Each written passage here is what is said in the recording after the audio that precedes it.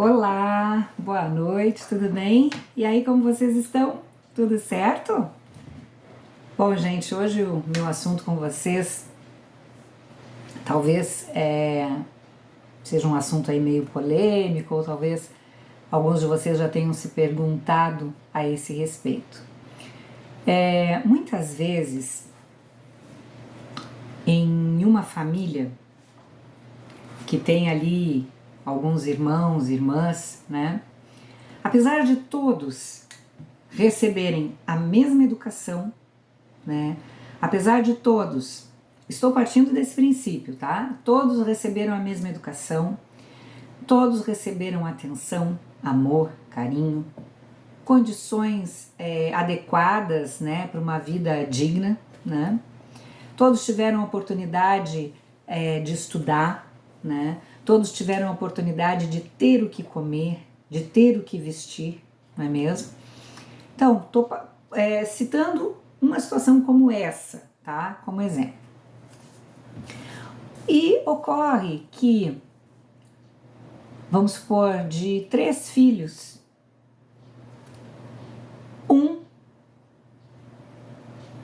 desanda, certo? Um filho desanda. Então, assim, enquanto os outros 2 estão fluindo na própria vida, optando, buscando traçarem para si mesmos uma vida digna, correta, né? Buscando bons amigos, bons relacionamentos, buscando uma vida profissional que possa os manter, né? Que eles possam ter uma realização através da vida profissional. O outro não quer nada com nada, só pensa em se dar bem, prejudica inclusive as pessoas da própria família, né? Ali pais, irmãos, né? Podendo puxar o tapete debaixo dos pés dos pais, dos irmãos, faz isso, né? Tá sempre arranjando confusão, sempre arranjando desavença por onde quer que passe, né? Puxa vida, o que aconteceu com este filho, né? Por quê? Afinal de contas, recebeu a mesma educação dos outros. Os outros estão bem, os outros vivem bem, e por que esse está sempre buscando trazer desarmonia para dentro do núcleo da família, né? O que acontece ali? Bom, gente, nós sabemos que cada espírito tem a sua história pessoal que atravessa existências. Então, nós vivemos inúmeras existências, nós vivemos inúmeras vidas no plano físico. E além do plano físico, também passamos entre uma reencarnação e outra, entre uma encarnação e outra, nós passamos temporada no plano astral, na espiritualidade, no plano espiritual. E tanto no plano físico quanto no plano espiritual, nós temos a opção de fazermos as coisas o mais correto possível, ou temos a opção de qualquer jeito nos metendo em confusão, porque no plano astral, no plano espiritual, existem aqueles espíritos que buscam ambientes inadequados, densos, pesados, que estão mais interessados em tirar proveito da energia dos outros, da boa energia dos outros, ou estão mais interessados em prejudicar de alguma forma, seja por influência espiritual, seja por processo obsessivo, os irmãozinhos que estão aqui encarnados, né? Que são os seus desafetos, né? De vidas passadas. Bom, mas isso aí deixa ali de lado, né? Essa parte do comentário aí. O que eu quero agora conversar é justamente sobre o seguinte: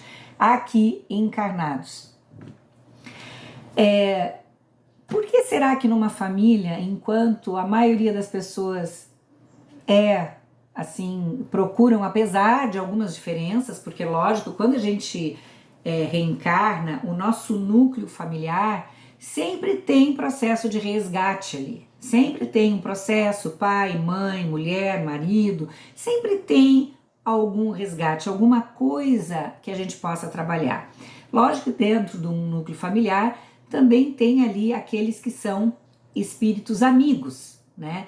Que são justamente esses que, dentro de uma condição a nível familiar, muitas vezes eles contribuem para trazer aquela família ali para um equilíbrio com base na amorosidade, ou aquele espírito ali aquele espírito encarnado termina sendo a lembrança de que amar vale a pena, né? De que o entrosamento e a boa vontade dentro do contexto familiar vale a pena, né?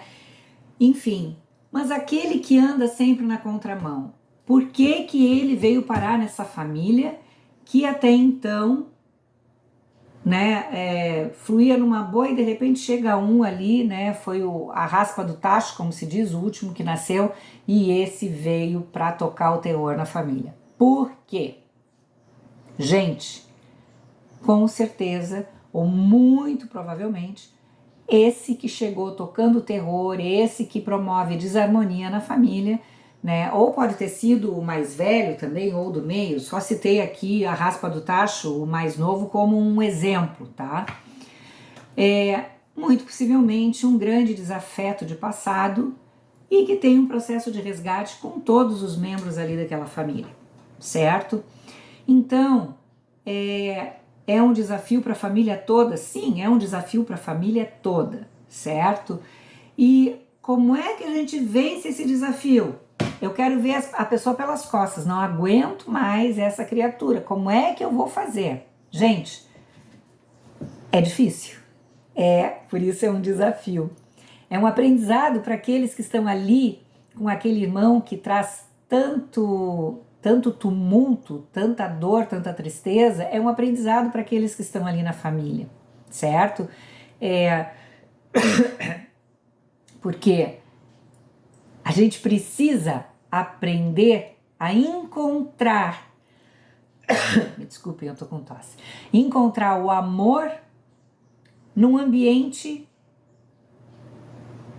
que parece que não tem de onde tirar esse amor, né?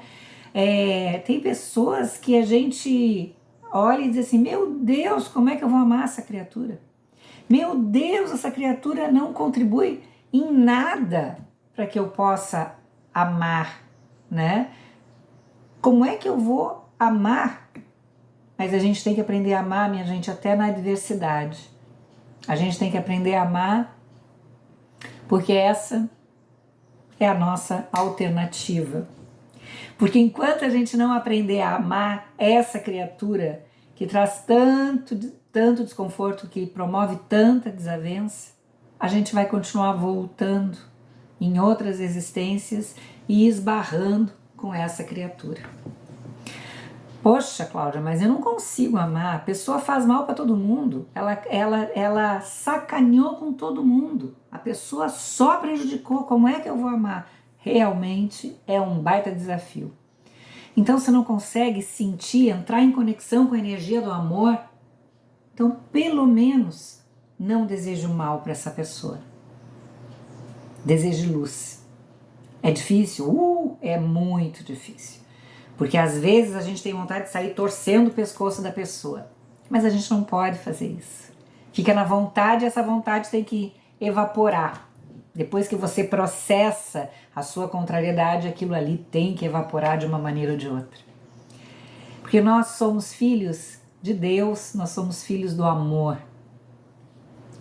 Então, o amor existe dentro de todos nós.